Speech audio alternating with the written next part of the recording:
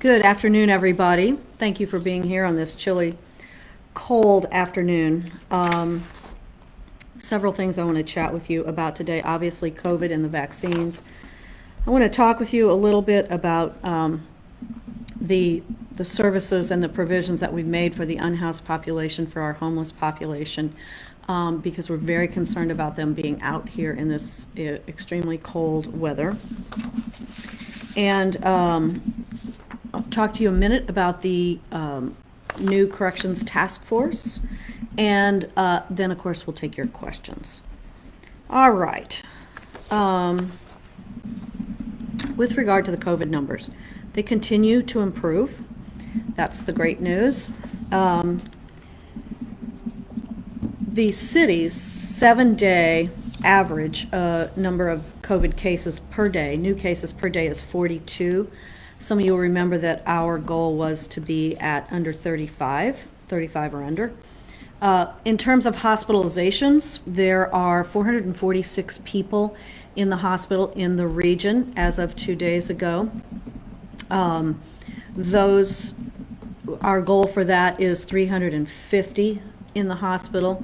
Now I'm just looking at my notes here. I see that the Pandemic Task Force just put out their numbers half an hour ago or so, and that number actually has gone down to 421 people in the hospital as of 2 days ago.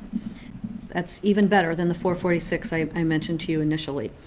So still, though, there are 102 people in the ICU. Of those 421, there's 102 people in the ICU. So those are some very sick people, and there are also 65 people still on ventilators. The number of hospital admissions is averaging 51 people per day over the last 7 days. The goal for hospital admissions, daily hospital admissions, has been established at 40. Now, the positivity rate, the Pandemic Task Force is reporting the positivity rate for the region at right at 10%. The goal there is 5%. We are looking at a city positivity rate at less than that, in the neighborhood of 6.5% to 7%. But we, of course, for the positivity rate, the regional positivity rate is extremely important because of the mobility of the population.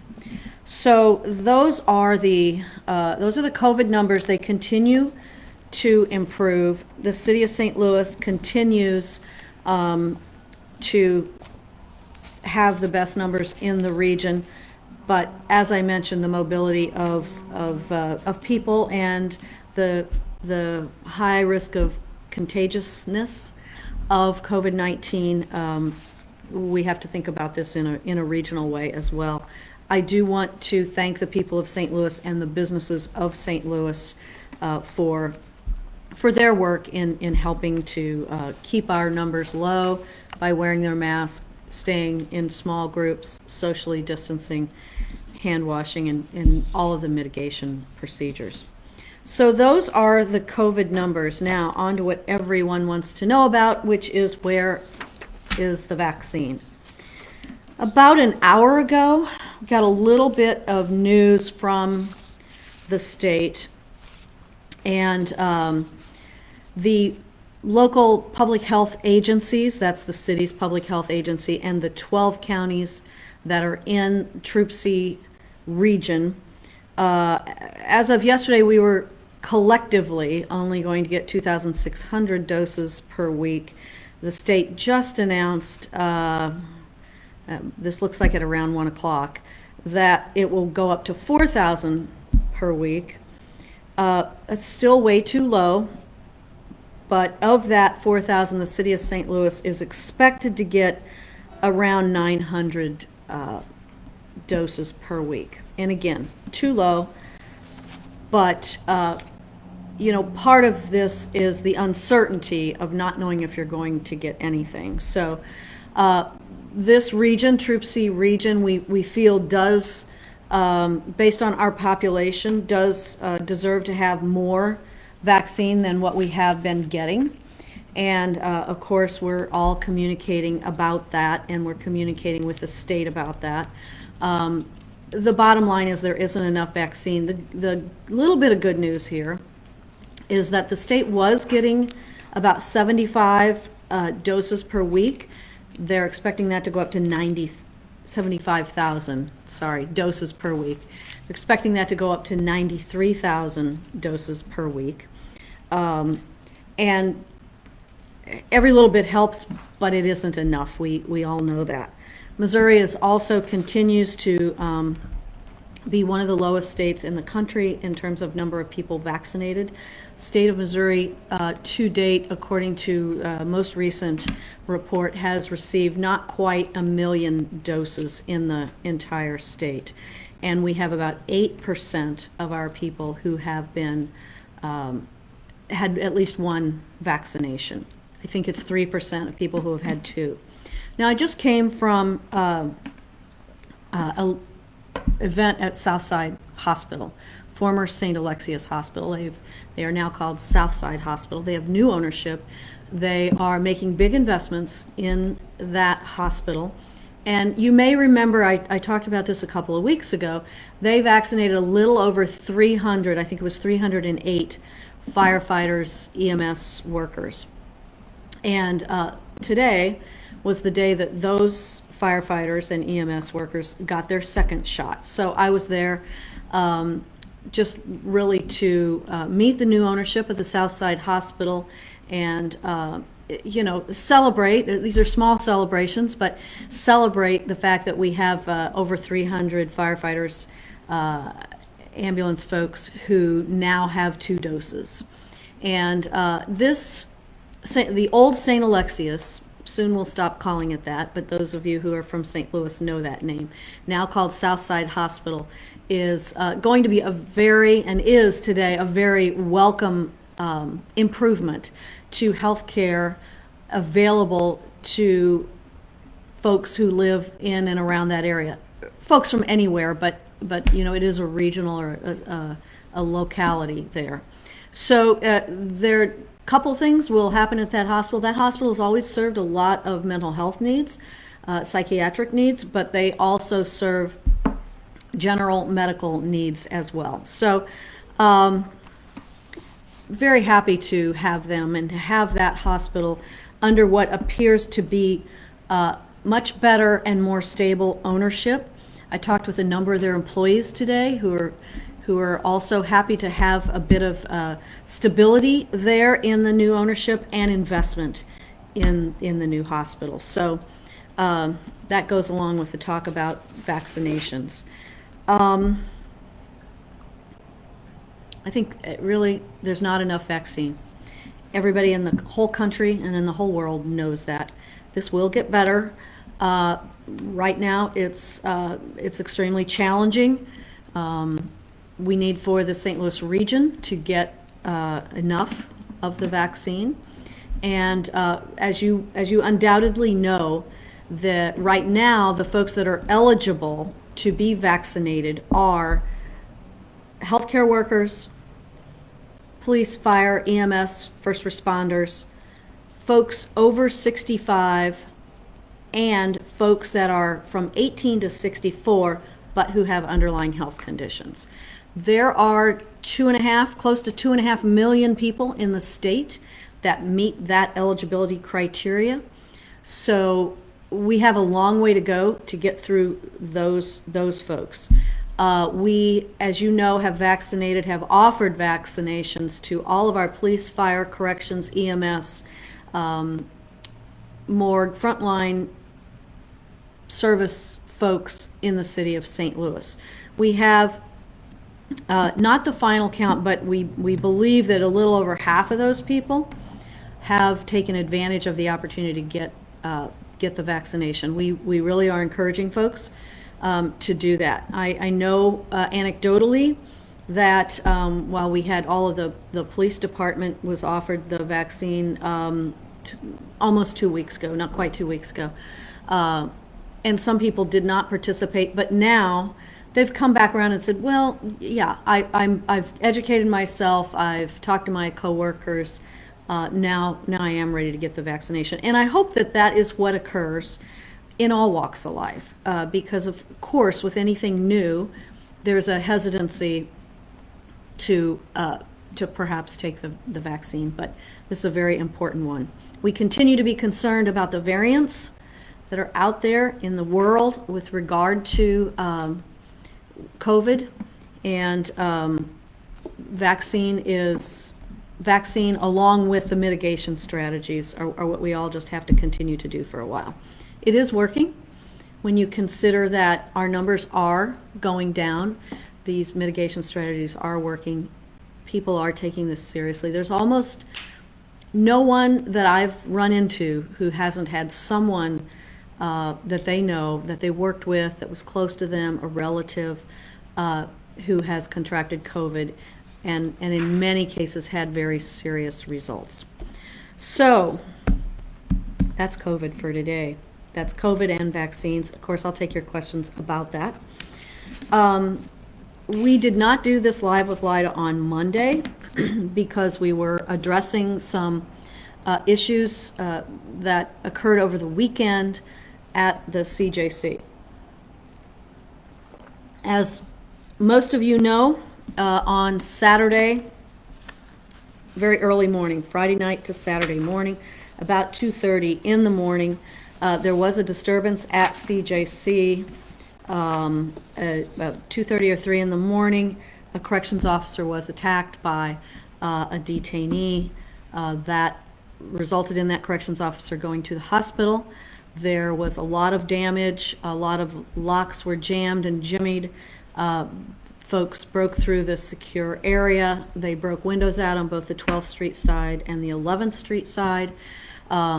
Stopped up toilets, stopped up drains, flooded the units. A lot of damage done.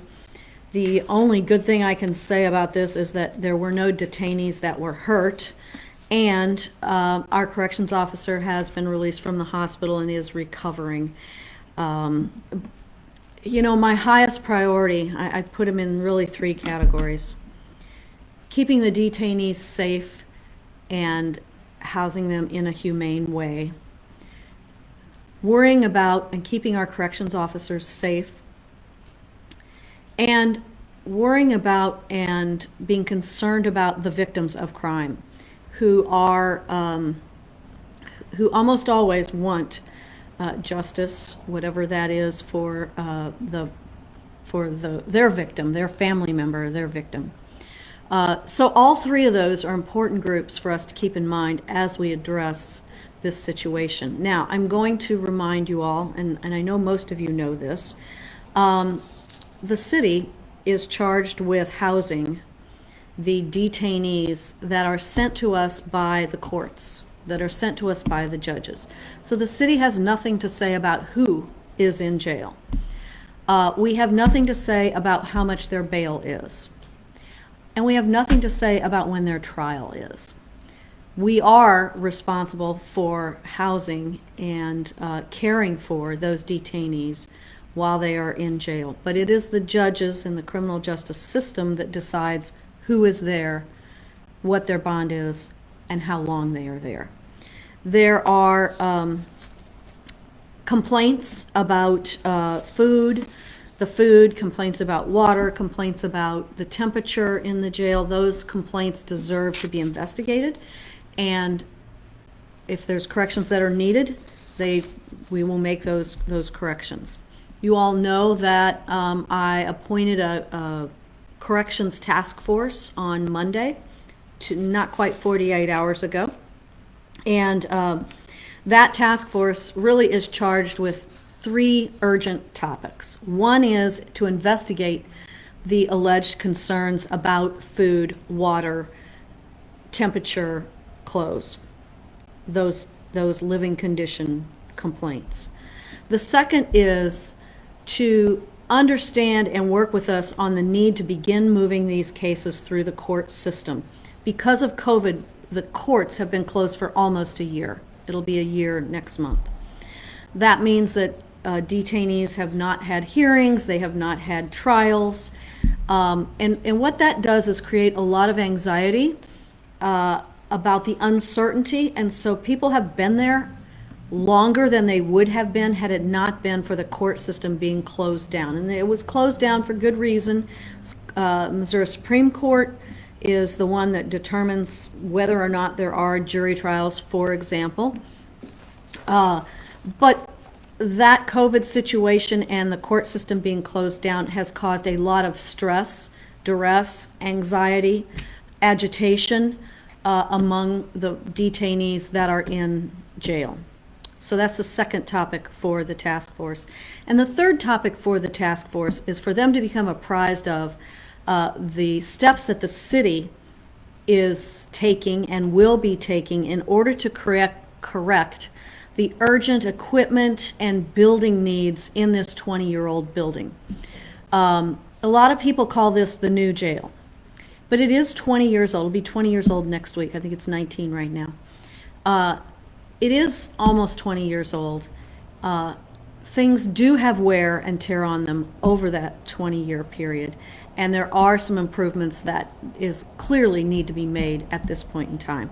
And so we are working urgently and diligently in order to get folks under contract to make those corrections. There's been a lot of talk about locks. Over a year ago, there were one and then another. There were a couple of isolated incidents where a lock did not fully lock. So we knew we had a small problem. But this last month, it has become apparent that more of those locks have been able to be jammed, jimmied, and that is what happened on Saturday morning, early Saturday morning. So we got to fix that, obviously. We got to fix it. It's going to be very expensive. I'll be asking the Board of Estimate and Apportionment this next week is the meeting, to allocate funds for that. We are still determining how much those funds will be, and it'll probably be a range. The city has a $70 million budget shortfall in this year. We're projecting that. So it's very challenging for us. If we have to, we will have to use our reserves in order to make these changes. That'll be difficult, but it isn't a choice.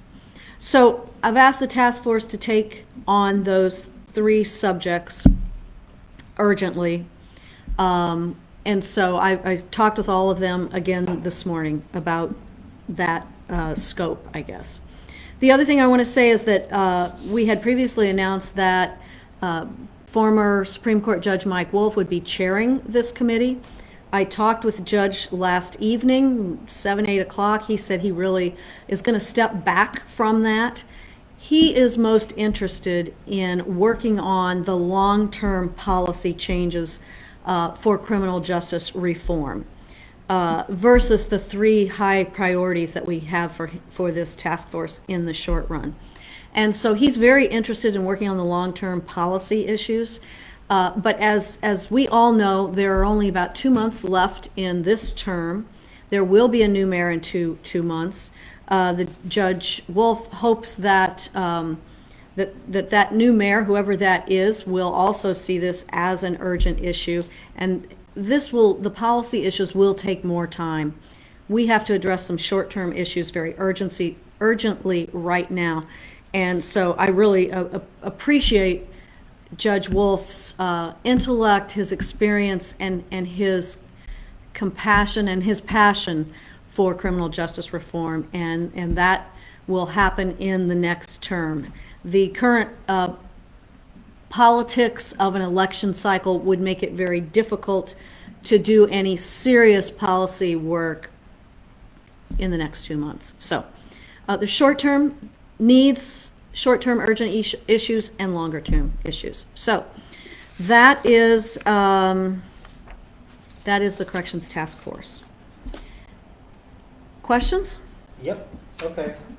So a lot of questions about vaccinations today, Mayor. Yep. So first, Joe was asking if you could please clarify, is the city of St. Louis now receiving about 900 doses per week and the region now receiving about 4,000 doses per week?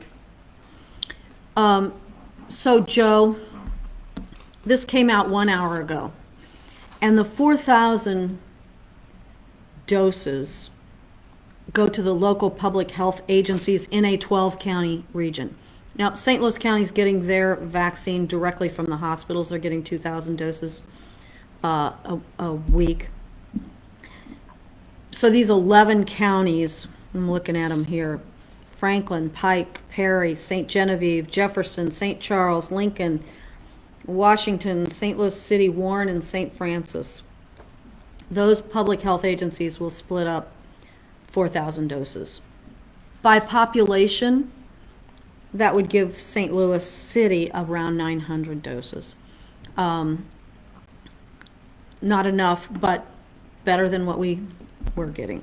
We do believe that the St. Louis City will get 3,900 doses next week. We've been assured of that by Dr. Randall Williams, because that is our second dose for all the people that we vaccinated about 2 weeks ago. So we need more vaccine, we need more supply in the region. Judith is watching and asked if you could please provide some reassurance that the individuals who attended the vaccination event at Union Station will have vaccine to come back and receive their second dose. Yes, who asked that? Judith. Judith. Yes, that's what I was just speaking to with regard to Dr. Randall Williams. He has assured us that we will have that second dose. I will tell you that last week we got 975 doses. We are using half of those doses to vaccinate the firefighters and police officers that got the vaccine. It'll be 3 weeks this Friday. We are taking a couple hundred of those doses to add them to the 3,900 that we expect to get next week. So the state has assured us that that will happen, and everyone who got a vaccination and last 2 weeks ago will be getting an email or a text message about if you got one on Thursday, 2 weeks ago, you'll get it on Thursday this week, and you'll get information about that. So we have quite a few people who submitted questions, and then some folks who are watching, and the general synopsis of their question is, what can we do to advocate, or what is being done to change the fact that the St. Louis region and the city are not receiving their fair share of vaccine allocation?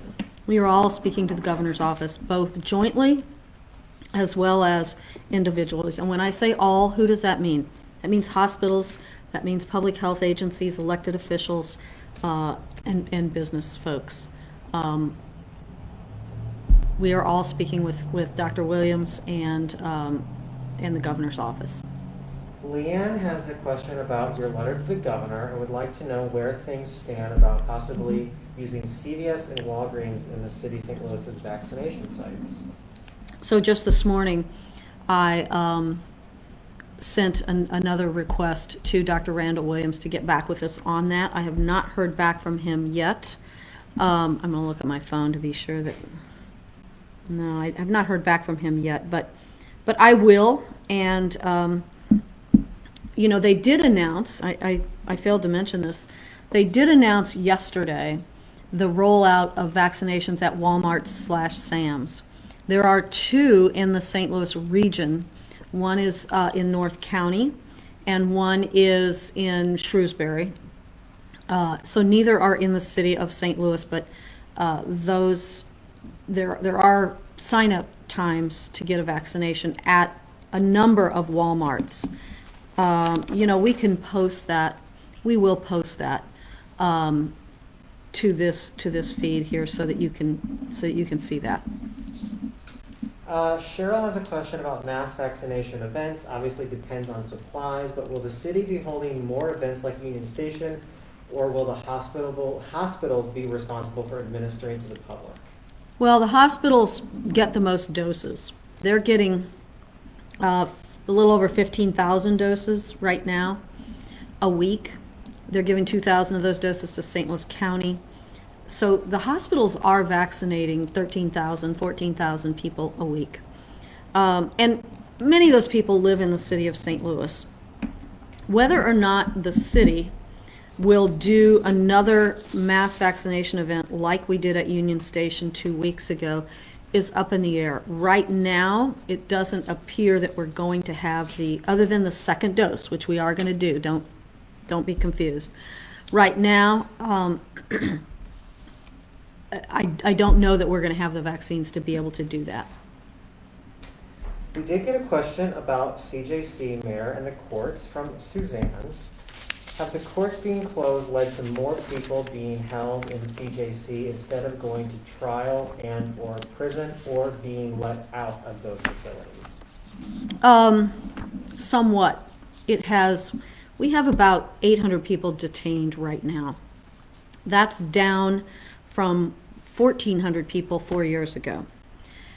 It's even down about 200 from where it was a year ago, and that has to do with COVID. We do have a lot of people on ankle bracelets, and so they are also being monitored to some level.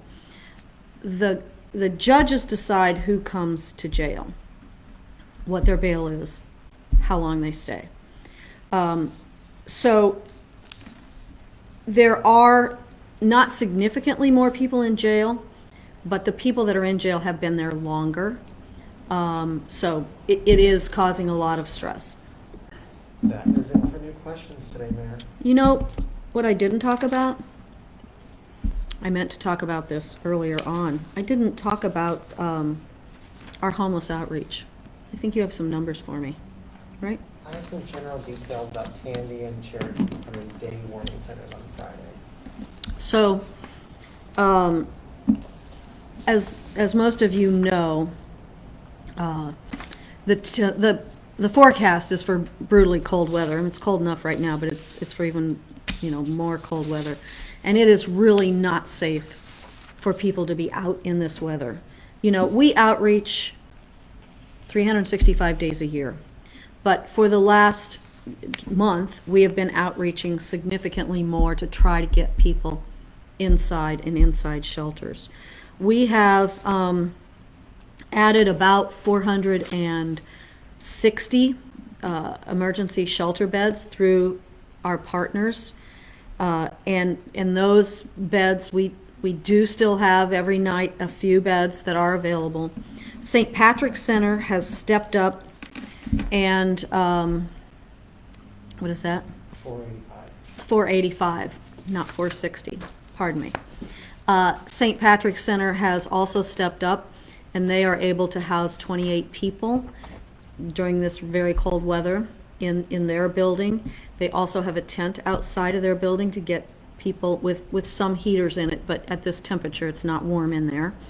And we have also, all of these shelters are now also having people stay during the day because it just isn't safe for folks to be out. And we do not want, this is deathly cold weather, and people just cannot be out in it. If you know of someone who is out and who needs shelter, there are a couple of things. One, 5:30 every evening at 13th and Chestnut, just across the street here, there is a warming bus where, and most of the homeless people know about this, but you should know about it too. There is a warming bus where, last night there were two there, where people can go inside the bus, warm up, and then be transported for the evening to one of our shelter beds. Those shelters are also staying open during the day, as I just mentioned. We opened last Friday, I guess it was. We opened an additional shelter at the Tandy Rec Center, which is on Kennerly. And a few weeks before that, we opened an additional shelter at the Cherokee Rec Center, which is on Jefferson. Each of those have a nighttime capacity of 40 people. So the overnight shelter residents are offered the opportunity to remain inside during the day, and they will take as many people as they can handle. City Hope, which is an organization that we partner with, staffs most of those centers, and they have hired some temporary or some short-term employees to take care of this during the day. lunches provided, volunteers through, and I talked about this, maybe it was last Friday, St. Louis Winter Outreach, Winter Haven. A number of volunteers are also helping with this. We could not do this effort without these not-for-profit agencies and without our volunteers. They are underappreciated, and I know that they often feel underappreciated, but they are key to keeping people safe during this really cold weather. You probably know this, but we supply cots and blankets and food and supplies and all those things for folks that are in homeless shelters. Now is not the time for anyone to be on the street. It is perilously dangerous. So, 211 is the number that someone can call if they are in need of housing, and we will connect those folks. So, very cold out there. Be careful. That's it. That's it. Ran over today, 31 minutes. Thank you all. Appreciate you being here today. A lot of important topics to chat with you about. Thank you all.